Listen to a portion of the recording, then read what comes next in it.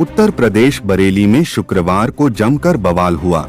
शामतगंज में शाम को करीब 4 बजे हालात उस समय बेकाबू हो गए, जब अराजक तत्वों की भीड़ ने कई दुकानों नुकसान पहुंचाया। इसके बाद बाजार में दहशत फैल गई। हल्द्वानी से सटे बरेली में भी हो रहे हैं क्या हल्द्वानी जैसे हालात? देखिए बरेली से द लखनऊ टाइम्स के लिए रवि कुमार की ये खास रिपोर्ट।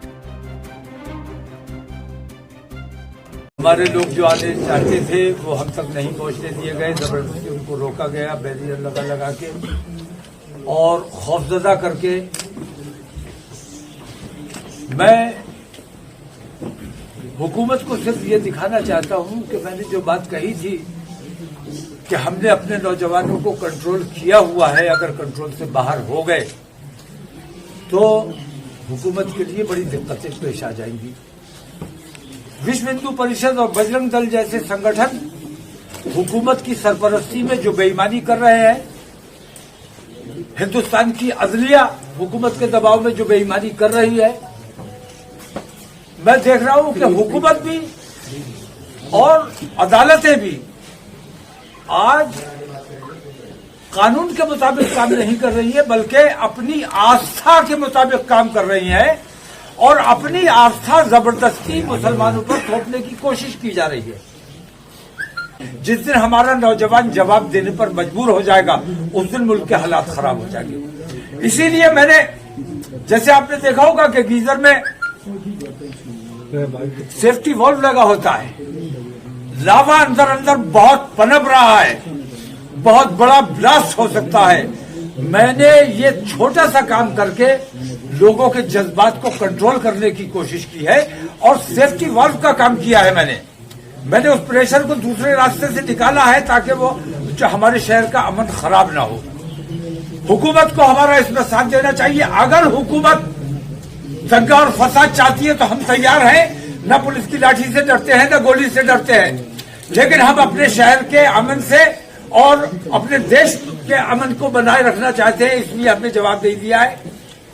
मेरी मांग ये है कि मुफ्ती सलमान अजहरी को फौरन रिहा किया जाए और ये जो बुलडोजर की कार्रवाई चल रही है, असल में मैं बुलडोजर की कार्रवाई की मुखालफत इसलिए कर रहा हूं कि ये कोर्ट का काम पुलिस ने अपने हाथ में लिया हुआ है। जब अदालतें मौजूद है, किसी ने अपराध किया है, उसको गिरफ्तार कीजिए, अदालत के सामने पेश कीजिए, अदालत उसे सजा दे या जो भी करे। लेकिन पुलिस जो बुलडोजर चला रही है, हुकूमत जो बुलडोजर चला रही है, इस बुलडोजर के खिलाफ सुप्रीम कोर्ट को सख्त संज्ञान लेना चाहिए। लेकिन मैं ये देख रहा हूं कि कहीं ना कहीं सुप्रीम कोर्ट जैसी संस्था सरकार के दबाव में काम कर रही है और ये हमारे देश के लिए बेहद घातक सिद्ध होगा। अगर देश में अमन चाहिए और भाईचारा चाहिए, जो हुकूमत की भी जिम्मेदारी है और हमारे सुप्रीम कोर्ट की भी जिम्मेदारी है, तमाम अदलिया की जिम्मेदारी है, अगर ये अमन व अमान बनाए रखना है तो बुलडोजर की कार्रवाई बंद होनी चाहिए और पुलिस को जो ज्यादा इख्तियारात दिए हुए हैं, उन इख्तियारात में कटौती की जानी चाहिए। जो बेईमानी की गई है, उन बेईमानियों को वापस किया जाना चाहिए। हल्द्वानी में जो रिएक्शन दिया गया है, उसके नतीजे आपने देख लिए। अगर जबरदस्ती वहां बुलडोजर ना चलाए, धामी उसका जिम्मेदार है, धामी के खिलाफ एफआईआर होनी चाहिए, उसे गिरफ्तार किया जाना चाहिए और जिन लोगों की वहां संपत्ति नष्ट हुई है, उन लोगों की संपत्ति, धामी की जायदाद जब्त करके उससे उसकी भरपाई की जानी चाहिए। पुलिस सीधे ही गोली मारेगी, पुलिस पैर पे गोली नहीं मारेगी। पैर पे गोली मारी जाती है बचाने के लिए, सीने पे गोली मारी जाती है, माथे पे गोली मारी जाती है मार डालने के लिए। और पुलिस, हुकूमत, हिंदूवादी संगठन, अदलिया, ये सारे के सारे आज हिंदुत्व की लाइन पर काम कर रहे हैं और मुसलमानों को हिंदुस्तान से खत्म कर देना चाहते हैं। लेकिन हिंदुस्तान की रग रग में मुसलमान बसता है, इसको हटाया नहीं जा सकता और रगों से अगर खून खींच लिया तो बचेगा क्या, जिंदा कैसे रहोगे। और जिस तरह हिंदुस्तान की नस नस में मुसलमान है, उसी तरह मुसलमान के हर दिल में मुसलमान की नस नस में हिंदुस्तान बसता है। हम अपने देश में अमन चाहते हैं, शांति चाहते हैं, भाईचारा चाहते हैं। और अगर तुम फसाद करना चाहते हो तो हम फसाद करने के लिए तैयार हैं। हुकूमत रेफरी बने, हमारा तुम्हारा पंजा लड़ाया जाए, देखे कौन जीतता है। का आदेश था जिसपे वो स्ट्रक्चर हटाया गया। कोर्ट का आदेश तो बाबरी मस्जिद का भी था, जिसको ये मान लिया गया कि मुसलमानों की है, हिंदुओं का कोई अधिकार नहीं है, रामलला का गर्भगृह नहीं है।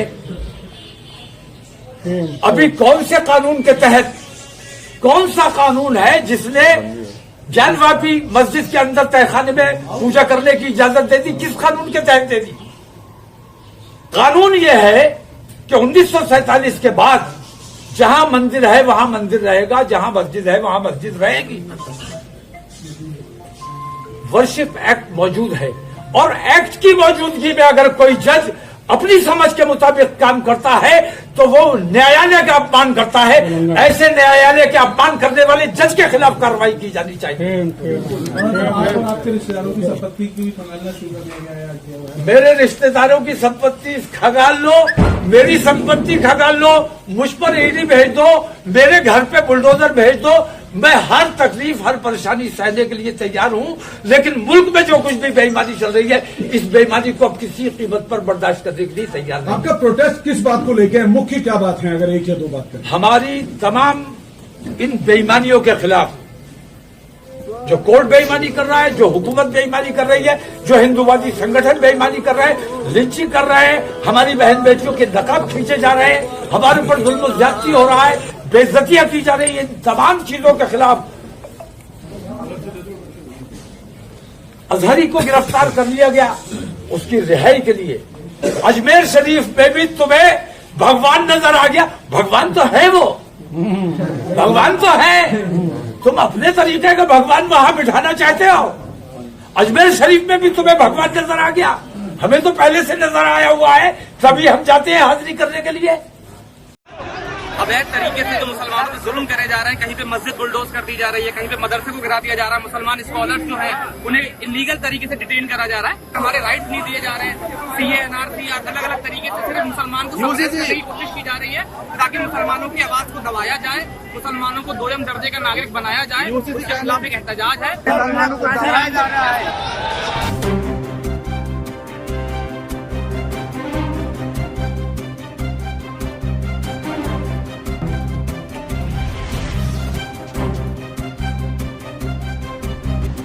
गिरफ्तारी देने निकलने से पहले मौलाना तौकीर रजा क्या कहकर निकलते हैं, ये सुनिए। हल्द्वानी में बवाल किसने कराया? धामी अगर पागल हो गया, बुलडोजर तुम हमारे घर पर चला दोगे, हम अंधे और बहरे बने बैठे रहेंगे। अब किसी बुलडोजर को बर्दाश्त नहीं किया जाएगा। सुप्रीम कोर्ट अगर संज्ञान नहीं ले रहा है तो हम अपनी हिफाजत खुद करेंगे। हमें कानूनी अधिकार है, अगर हमारे ऊपर कोई हमलावर होता है तो हम उसको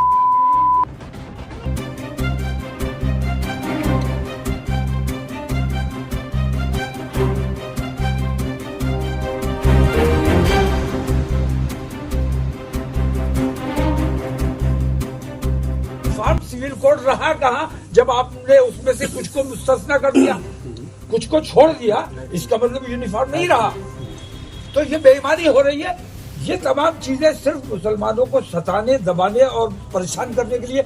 मैं ये कहता हूं, इन तमाम लोगों को मंदिरों से कोई मोहब्बत नहीं है, मंदिरों से मोहब्बत नहीं, असल में मुसलमानों को तकलीफ पहुंचाना है।